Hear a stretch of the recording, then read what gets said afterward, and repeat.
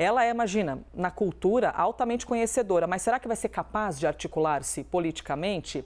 Que é uma discussão que é correta, é importante, mas por algum motivo acaba recaindo mais em cima das mulheres. E isso não está passando despercebido, né? Tanto que a ofensiva do Centrão, né, Uribe, pelos ministérios chefiados por mulheres, enfrenta a resistência da primeira-dama. No meio do caminho tem uma primeira-dama e ela se chama Janja. Até porque é uma desculpa, né, Elisa? Você tem um secretário executivo que pode fazer articulação política, enquanto o ministro está à frente Totalmente. da pasta. É verdade. Então sempre tem uma desculpa para tentar tirar alguém do cargo ou um elogio para manter. Sempre tem os dois lados. Chegou o choque de realidade para o governo e para o PP e para os republicanos. Todo mundo quer ser amigo do rei. E no caso nós temos dois reis, Luiz Inácio Lula da Silva e Arthur Lira. De um lado, os partidos de centro-direita querem ficar como parte do orçamento da União e de outro lado, Lula quer ficar bem com aquele que ajudou a aprovar algumas reformas e algumas iniciativas importantes do governo.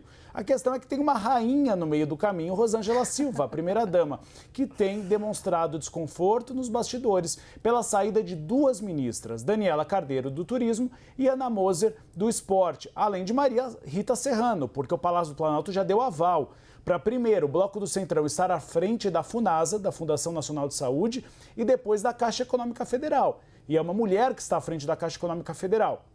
E o PP deve indicar o nome do ex-ministro Gilberto Ock.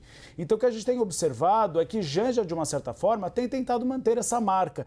Porque o governo Lula chegou a uma marca que é o maior número de mulheres na esplanada dos ministérios. Mas isso não é nem um terço, são 9 mulheres referentes a 37 pastas. Se houver a saída dessas duas, e tudo indica que haverá a saída dessas duas, nós chegaremos às marcas parecidas com a de Dilma Rousseff. Então, é algo potente do governo que foi eleito, mas que tem perdido. E Janja também está bastante incomodada com a saída de Wellington Dias do Ministério do Desenvolvimento Social. E o que me disseram é que numa conversa recente, Lula chegou a argumentar que o Wellington Dias, na visão dele, não estava fazendo com que o Bolsa Família fosse uma potência. E aí houve uma argumentação de Janja dizendo: mas o Bolsa Família é a vitrine eleitoral. Tirar do PT e levar para o bloco do Centrão. E aí Lula fez uma explicação pelo que me disseram, que Jair Bolsonaro ficou com o Bolsa Família e nem por isso perdeu a marca com Lula. Ou seja, nem que passasse para outro governo, perdeu essa vitrine eleitoral. Então é um incômodo de Janja justamente por ser uma defensora da questão de gênero. E a gente tem visto que, em nome do casamento com o Bloco do Centrão, Lula tem deixado essa questão de lado. A gente está falando da questão do Republicanos e PP, só uma observação. O Republicanos agora tem tentado equilibrar os vasos para argumentar de que está entrando e não está entrando no governo. Assim como o PP de Ciro Nogueira. E aí eu faço uma lembrança de duas declarações completamente opostas em um ano de Ciro Nogueira, presidente nacional do PP.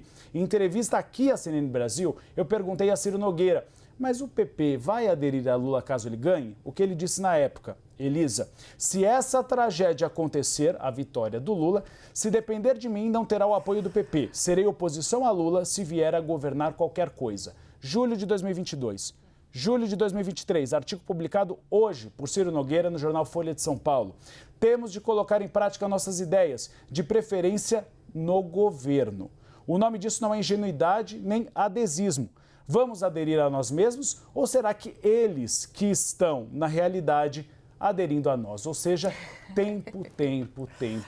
Parece um dilema do ser confusa. ou não ser, né? Parece tão poético, né? Ouvindo o Uribe falar, mas é isso. São partidos que não conseguem agir de outro jeito, né? Eles têm um sistema governista, então eles não sabem ser oposição. Lembrei aqui de um encontro de lideranças progressistas, no qual também estava o Ciro Nogueira, e aí os mais jovens ali, ingênuos, ficavam olhando para o Ciro Nogueira, falando mal do Lula, mal do governo do PT, porque o PT não dá, a gente tem que ser oposição.